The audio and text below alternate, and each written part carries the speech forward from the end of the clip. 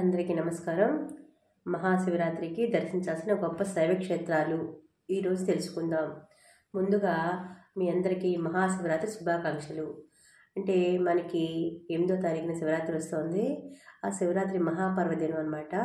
ఆ రోజు మనం కొంచెం దాన ధర్మాలు చేసినా కూడా, శివుని దర్శనం చేసినా కూడా, శివుని అభిషేకించినా కూడా గొప్ప ఫలితాలను ఇస్తాయి. అందులో మనకి గొప్ప శివక్షేత్రాలు ఏమి దర్శించాలి అనేవి ఈరోజు మనం తెలుసుకుందాము. కానీ ఈ వీడియోలో మీరు దర్శించినా కూడా నిజంగా చూడలేని మనం ఆలయాలు కూడా మనం దర్శించవచ్చు ఈరోజు. అంతేకాకుండా శివరాత్రి యొక్క పవిత్రమైన కథ ఉంది. స్వయంగా శివుడు పార్వతీదేవికి చెప్పిన కథ. ఇది చివరిని చూపిస్తాను, అది మీరు స్కిప్ చేయకుండా వినండి. తప్పకుండా అందరికీ మీరు చూడడమే కాకుండా లైక్ చేసి షేర్ చేయండి. మీరు కమెంట్స్ పెడితే అవి మనకి ఎంతో ఉపయోగపడతాయి. మీరు చూసిందే కాకుండా ఎదుటి వాళ్ళు కూడా చూపించిన వాళ్ళు అవుతారు. సరే, అయితే మనం ఇప్పుడు గొప్ప శివక్షేత్రాలు విందాము, చూద్దాము. మొదట సోమనాథ్, గుజరాత్. అంటే సోమనాథ్ శివలింగము గుజరాత్లో ఉంది.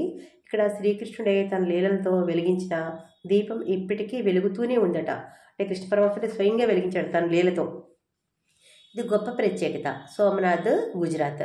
చూడండి. 2 మల్లికార్జున స్వామి, శ్రీశైలం. ఇది ఆంధ్రప్రదేశ్లో ఉంది.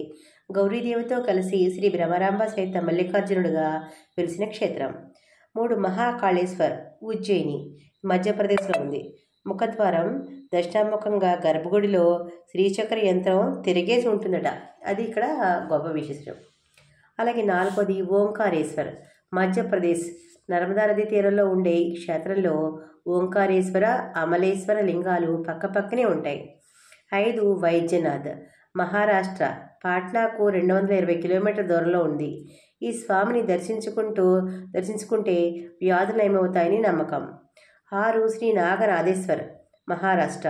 ఇది భూమిపై మొదటి జ్యోతిర్లింగంగా చెప్తారు. పాండవులే స్వయంగా ఆలయం నిర్మించారని కూడా చెప్తారు. అలాగే 7వది రామేశ్వరం, తమిళనాడు. బ్రహ్మహత్యా పాతకాన్ని తొలగించుకునేందుకు శ్రీరాముడు ప్రతిష్ఠించిన శివలింగం ఇది. 8 కేదార్నాథ్ జ్యోతిర్లింగం, ఉత్తరాంచల్. ఎద్దుమూపర ఆకారంలో ఈ జ్యోతిర్లింగం ఉంది. ఈ ఆలయాన్ని ఏడాదికి 6 నెలలు మాత్రమే ఆలయం తెరిచి ఉంటుంది. 9 త్రయంబకేశ్వర్, మహారాష్ట్ర. నాసిక్ శివలింగం. చిన్న గుంట వలె కనిపిస్తూ అందులో త్రిమూర్తులకు ప్రతీకగా 3 చిన్న లింగాలు కనిపిస్తాయట. అలాగే భీమశంకరం, 10వది, మహారాష్ట్ర. ఇది కూడా త్రిపురాసుర సంహారం తర్వాత శివుడు విశ్రాంతి తీసుకున్న ప్రదేశం. శివలింగం నుంచి నిత్యం నీరు ప్రవహిస్తూ ఉంటుందట. 11 విశ్వేశ్వర జ్యోతిర్లింగం, వారణాసి. అంటే కాశీ అనమాట. దేవతలు నివసించే పుణ్యక్షేత్రం అని చెప్పే కాశీలో కొలువైంది విశ్వేశ్వర జ్యోతిర్లింగం. కృష్ణేశ్వరం, ఇది 12వది, మహారాష్ట్ర. మహారాష్ట్ర ఔరంగాబాద్, అజంతా, ఎల్లోరా గ్రామాల్లో కృష్ణేశ్వరం ఉంది. దేశంలో గొప్ప శైవక్షేత్రాలు లింగోద్భవ సమయంలో మహాశివరాత్రి పర్వదినం మందు వీటిని 12 జ్యోతిర్లింగాలుగా వెలిసాయన్నమాట. ఇప్పుడు మనం శివరాత్రి కథ చెప్పుకుందాం. ఇదిగో శివరాత్రి కథ వినండి. పరమేశ్వరుడే పార్వతీదేవికి స్వయంగా చెప్పిన కథ ఇది. అలాగే శివుడు అనుగ్రహం కోసం భక్తులు ఉపవాసాలు, రుద్రాభిషేకాలు, రుద్రాక్షమాల ధారణ, విభూతి ధారణ, జాగరణలు చేస్తారు. అయితే చేశామని కాదు, ఏదైనా ప్రయోజనం ఉందా అని ఆలోచించాలి.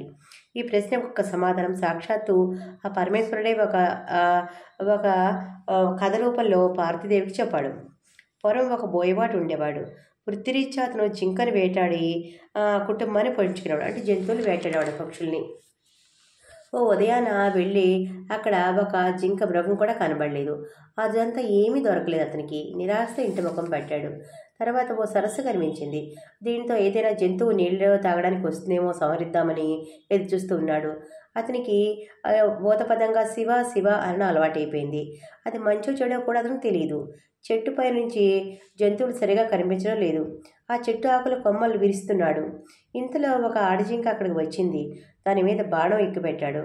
వెంటనే అది మానవ గొంతులో తను సంహరించద్దని, తను వేటాడదని ప్రార్థించింది. ప్రాణభిక్ష పెట్టమని ప్రాధేయపడింది.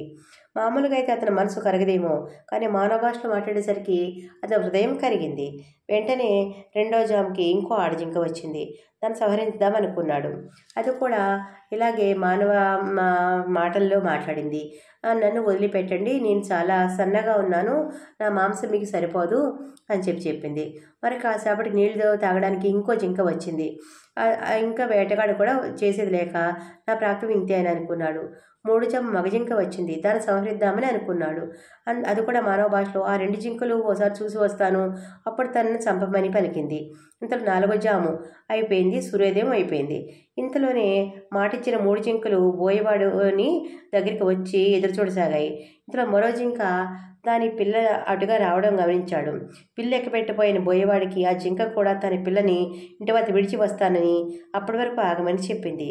మరి కొద్దిసేపటికి బోయేవాడికి ఇచ్చిన మాట ప్రకారం 4 జింకలు సత్యనిష్ఠతో తను చంపమని ప్రాధేయపడ్డాయి. ఆ జింక సత్ప్రవర్తన చూసి వేటగాడిలో మార్పు వచ్చింది. ఆ రాత్రంతా అతడు కూర్చున్నది మారేడు చెట్టు కింద కావడంతో, అది తెలియకుండానే శివనామస్మరణ చేయడంతో తన చూపును అడ్డు వచ్చిన మారేడు చెట్టు ఆకులను కోసి కింద పడవేసేసరికి ఆ చెట్టు కింద పాత శివలింగంపై పడ్డాయి. దీంతో ఆ మారేడుదాడి పూజ ఫలితాన్ని ఆ బోయవానికి లభించింది. 4వ జాము వరకు మెలకువతో ఉన్నాడు కాబట్టి జాగరణ ఫలితం కూడా ఆ బోయవానికి దక్కింది. అంటే తెలిసి చేసినా చేసినా కూడా ఆ శివుడు ఆ ఫలితాన్ని ఇచ్చాడనమాట. క్రూరాత్ముడైన ఈ పుణ్యకార్యం వల్ల అతని మనసు నిర్మలమైంది. శివరాత్రి అని తెలియకపోయినా అనుకోకుండా చేసిన పూజాఫలం వల్ల అతడు హింసకు వెన్నాడాడు. జింక తమ సత్యనిష్ఠతో మృగశిర నక్షత్రంగా మారింది. వేటగాడు ఆ నక్షత్రం వెనుక ఉజ్వలంగా ప్రకాశిస్తూ లుబ్ధన నక్షత్రంగా నిలిచిపోయాడు. హింస చేయాలనుకున్నప్పుడు క్షణం ఆగి ఆలోచిస్తే దాని నుండి మనసు మరలుతుంది. ఈ విధంగా శివుడు దయామయుడు కాబట్టి తెలిసి చేసినా చేసినా కూడా శివుడు, ఆ మహాశివుడు బోళాశంకరుడు ఆ బోయవానికి కూడా ఫలితాన్ని ఇచ్చాడు. ఆ జింకలకు కూడా ఫలితాన్ని ఇచ్చాడు. అందరికీ శివరాత్రి శుభాకాంక్షలు. ధన్యవాదాలు.